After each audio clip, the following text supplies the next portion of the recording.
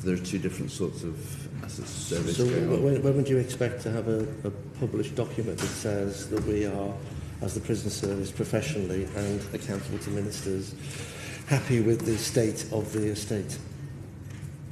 So I'm not sure we'll be in the position to say we're happy with the estate. We'll be in a position to say what we think the estate looks like. Okay. How many prisons don't meet what you would regard a decent standard? We've got what we've called a clean and decent project running to try and define much more precisely the kind of minimum acceptable standards that we need to try and achieve as quickly as possible across the whole estate. Are those standards going to be published?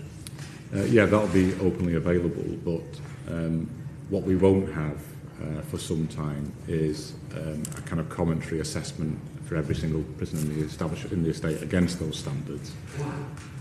Because we've developed a new audit, one of the audits that Simon just referred to, an audit of living standards, which we've piloted in the first 5 establishments. But this is basic, Mr. Coppell, isn't it? The approach that the Ministry has had historically to the issue of standards has been covered within building standards for new prisons.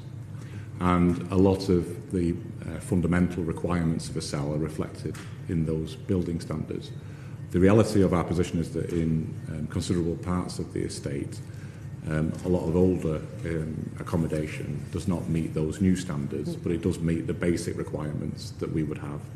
What we're developing is an approach to having clarity and consistency about basic standards and checklists to go with them across the whole estate, and then to do audits against them, the results of which are incorporated within our performance management system so that they have real teeth and hold people to account in the system.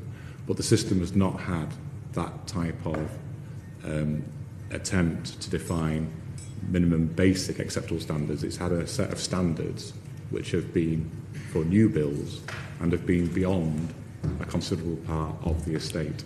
So this is an